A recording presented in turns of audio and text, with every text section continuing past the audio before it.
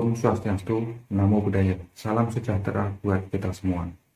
Selamat bertemu di media pembelajaran online pendidikan Pancasila dan Kewarganegaraan bersama saya, Yanuri Esa, dan tetap semangat. Pada pertemuan kali ini kita akan membahas materi tentang wawasan Nusantara dalam konteks Negara Kesatuan Republik Indonesia. Dengan harapan di akhir pembelajaran ini nanti peserta didik mampu untuk satu, mengetahui pengertian dan hakikat dari wawasan Nusantara. Yang kedua, peserta didik dapat mengidentifikasi fungsi dan tujuan dari wawasan Nusantara. Yang ketiga, peserta didik dapat memahami aspek-aspek yang terdapat dalam Trigatra dan Pancagatra. Dan yang terakhir atau yang keempat, peserta didik diharapkan dapat menunjukkan peran serta warga negara dalam mendukung implementasi wawasan Nusantara. Dalam pembelajaran kali ini kita memiliki 6 materi pokok, yaitu materi pokok yang pertama adalah pengertian dan hakikat dari wawasan Nusantara. Materi pokok yang kedua, fungsi wawasan Nusantara. Materi pokok yang ketiga adalah tujuan dari wawasan Nusantara. Materi pokok yang keempat yaitu aspek-aspek dalam wawasan Nusantara. Materi pokok yang kelima adalah asas-asas wawasan Nusantara. Materi pokok yang keenam adalah implementasi wawasan Nusantara. Mari kita bahas satu persatu dari materi pokok kita. Yang pertama adalah pengertian dan hakikat dari wawasan Nusantara. Apa itu wawasan Nusantara? Wawasan Nusantara adalah cara pandang dan sikap bangsa Indonesia terhadap diri dan bentuk geografisnya berdasarkan Pancasila dan Undang-Undang Dasar 1945 dengan menghargai dan mengutamakan kebinekaan dalam mencapai tujuan nasional. Kalau dilihat dari asal kata wawasan Nusantara, itu berasal dari bahasa Jawa, yaitu wawas, nusa, dan antara.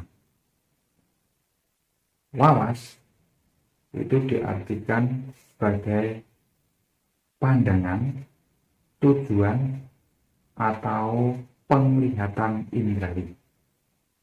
Kata nusa berarti pulau atau kesatuan kepulauan.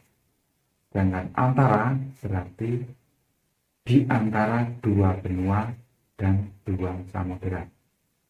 Sehingga di sini pengertian wawasan Nusantara secara etimologi dapat diartikan sebagai cara pandang bangsa Indonesia terhadap kesatuan kepulauan yang berada di antara dua benua, yaitu benua Asia dan Australia, dan dua samudera, yaitu Samudra Hindia dan Pasifik.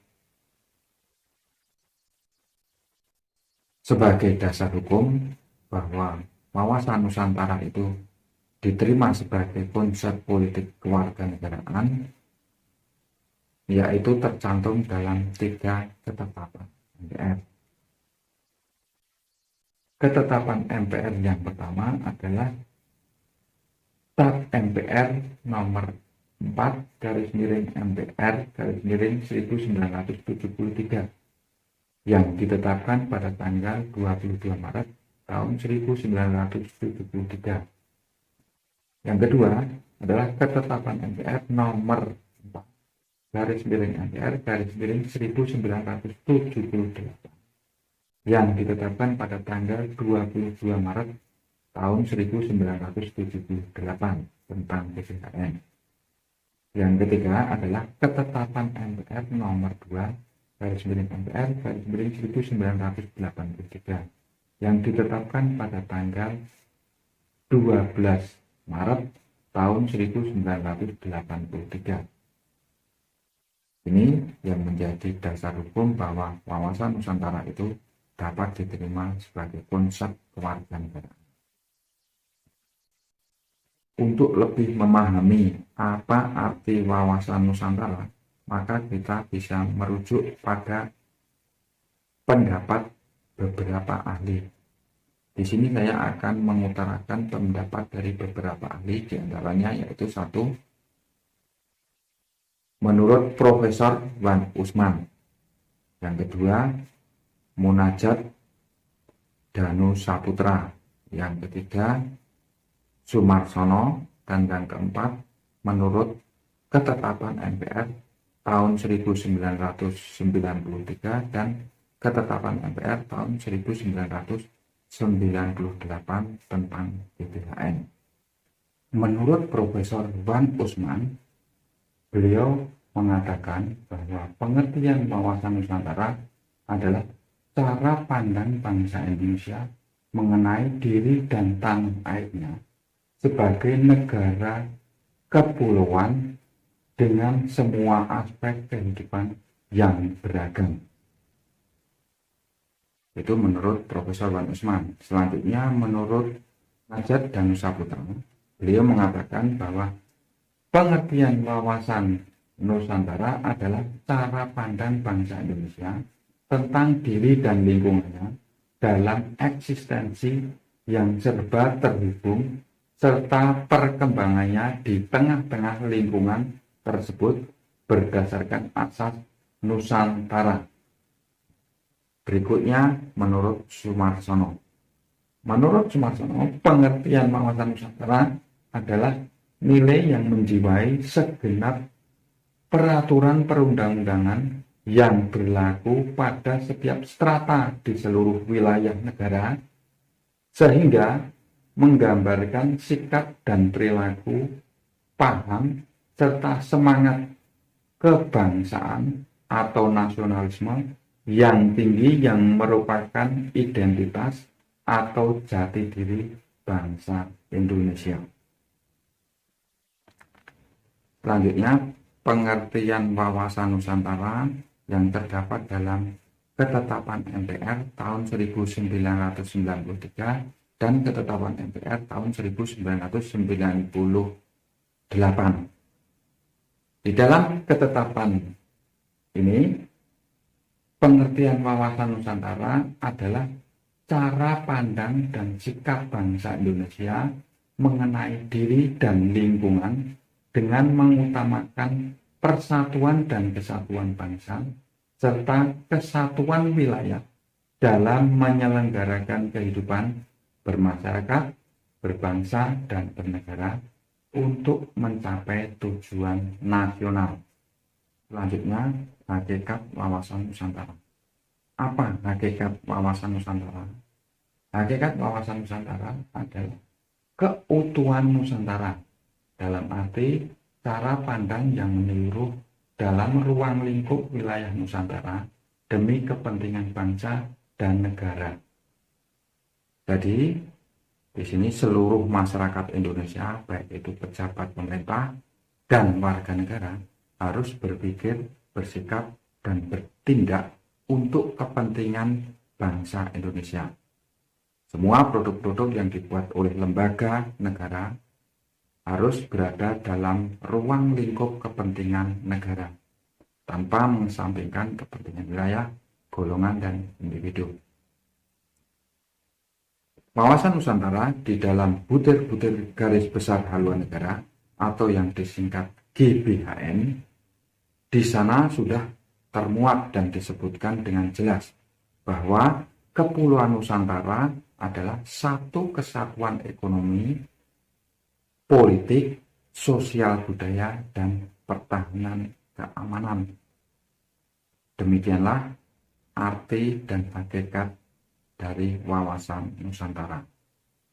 Selanjutnya kita menginjak materi pokok yang kedua, yaitu fungsi wawasan Nusantara. Fungsi wawasan Nusantara secara umum yaitu berperan sebagai pedoman, motivasi, dorongan, dan rambu-rambu dalam memastikan semua kebijaksanaan, ketentuan, tindakan, serta perbuatan untuk menyelenggarakan negara di pusat serta di daerah, ataupun untuk semua rakyat Indonesia dalam kehidupan bermasyarakat, berbangsa, dan bernegara. Itulah fungsi wawasan Nusantara secara umum. Sedangkan fungsi wawasan Nusantara dalam berbagai pandangan dapat dikelompokkan ke dalam 4 kelompok. Yang pertama adalah sebagai wawasan pembangunan. Yang kedua, sebagai konsep ketahanan nasional. Yang ketiga, sebagai wawasan ketahanan dan keamanan. Yang keempat, sebagai wawasan kewilayahan. Mari kita bahas satu persatu dari pengelompokan ini. Yang pertama adalah wawasan Nusantara sebagai wawasan pembangunan. Sebagai wawasan pembangunan, wawasan Nusantara memiliki fungsi dalam pembangunan Indonesia, di mana ada beberapa unsur di dalamnya, termasuk sosial politik, kesatuan politik, pertahanan dan keamanan negara, serta ekonomi dan sosial ekonomi. Berikutnya penggolongan yang kedua, yaitu wawasan Nusantara sebagai konsep ketahanan nasional. Sebagai konsep ketahanan nasional, wawasan Nusantara memegang peranan penting dalam perencanaan pembangunan, kewilayahan, dan pertahanan keamanan nasional. Kita lanjutkan pada pengelompokan yang ketiga. Wawasan Nusantara sebagai pertahanan dan keamanan.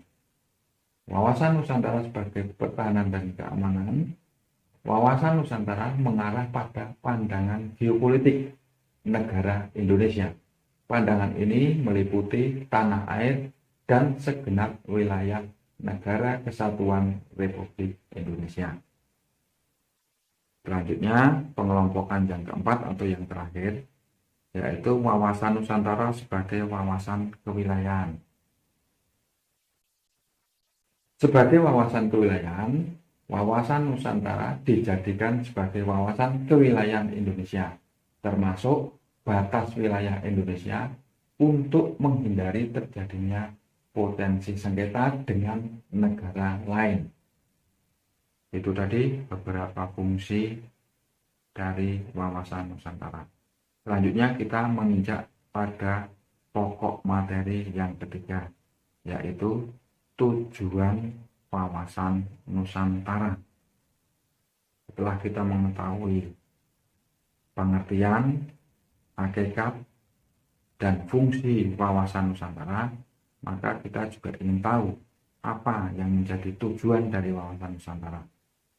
Tujuan dari wawasan Nusantara adalah untuk mewujudkan rasa cinta tanah air atau nasionalisme dari semua aspek kehidupan masyarakat Indonesia. Itulah tujuan dari wawasan Nusantara. Dan untuk materi pokok pembelajaran yang lainnya, yaitu aspek-aspek wawasan Nusantara, asas-asas wawasan Nusantara, dan implementasi wawasan Nusantara akan kita bahas pada video berikutnya. Semoga video ini bermanfaat. Beri komen serta saran. Jangan lupa subscribe dan tekan tombol loncengnya agar kalian tidak ketinggalan info video materi pembelajaran yang lainnya. Sekian dan terima kasih.